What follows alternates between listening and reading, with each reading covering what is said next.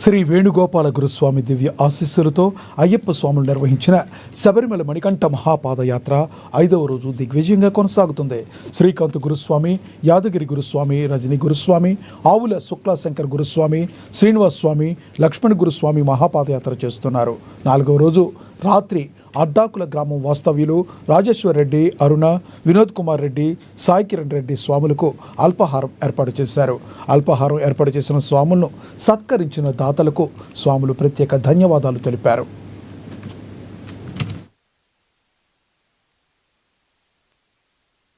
ఇక 5వ రోజు తెల్లవారుజామున కోమిరెడ్డిపల్లి నుండి బయలుదేరిన స్వాములు 18 కిలోమీటర్లు పాదయాత్ర చేసి 11 గంటలకి కానిమెట్టు చేరుకున్నారు. అక్కడ స్నాన క్రతువులు ముగించుకుని విభూతి ధారణ చేశారు.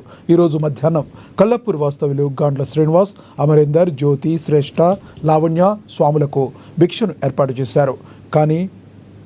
కానిమెట్ట నుండి 3 గంటలకు బయలుదేరి సుమారుగా 6 కిలోమీటర్ల పాదయాత్ర చేసిన తర్వాత సాయంత్రం కొత్తకోట చేరుకున్నారు. అక్కడ రాత్రికి బస చేసి రేపు మళ్లీ పాదయాత్ర ప్రారంభించనున్నారు. పాదయాత్రలో స్వామియే శరణమయ్యప్ప నామస్మరణతో ఈ పాదయాత్ర సాగింది. పాదయాత్ర అనుకుల దైవమే వాంశరణం స్వామి శ్రీ మణికంఠ పాదయాత్ర బృందం ఇవాళకి 4వ రోజుకి చేరుకున్న స్వామి.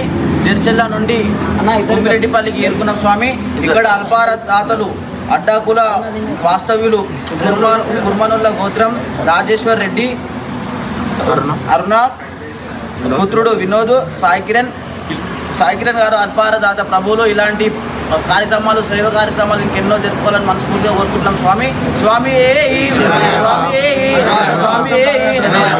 అదే గత సంవత్సరం పాదయాత్ర కూడా మనం ఎంబడి చేయడం జరిగింది. పోయిన సంవత్సరం కూడా ఇక్కడ అల్పారం ఏర్పాటు చేసిండు. వారి కుటుంబ సభ్యులు అయ్యప్ప ఆశీస్సులు ఎప్పుడు కూడా ఇలవేళలు ఉండాలని చెప్పేసి స్వామి దైవమే పాదయాత్ర అనుకుల దైవమే స్వామి.